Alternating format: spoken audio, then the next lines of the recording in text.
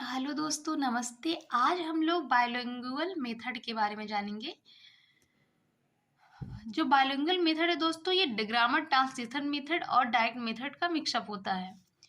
इसलिए कहा गया है bilingual method is Midway between grammar translation method and direct method. आगे दोस्तों देखते हैं।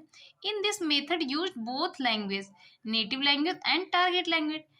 आप लोग को दोस्तों पता है जो ग्रामर ट्रांसलेशन है उसमें कौन नेटिव लैंग्वेज यानी मदर टंग पर ध्यान दिया जाता है, और जो डायरेक्ट क्या कहते हैं जो मेथड है इस पे क्या कहते हैं, डायरेक्ट मेथड में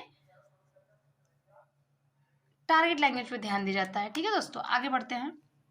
native language is used on only initial stage. जो मातृभाषा है दोस्तों वो शुरुआती स्टेज पर यूज की जाती है। Unit of teaching is sentence. ठीक है दोस्तों, grammar is not taught separately.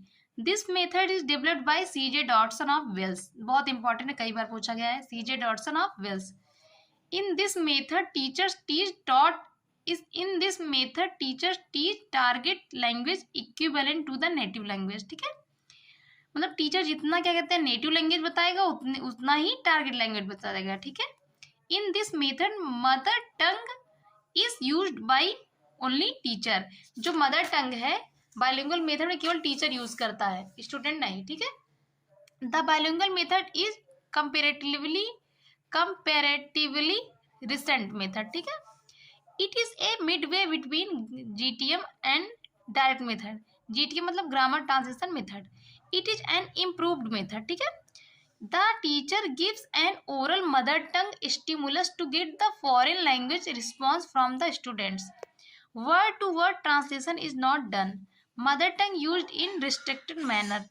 Mother tongue used only at initial stage. ठीक है, एडवांटेज देखेंगे दोस्तों।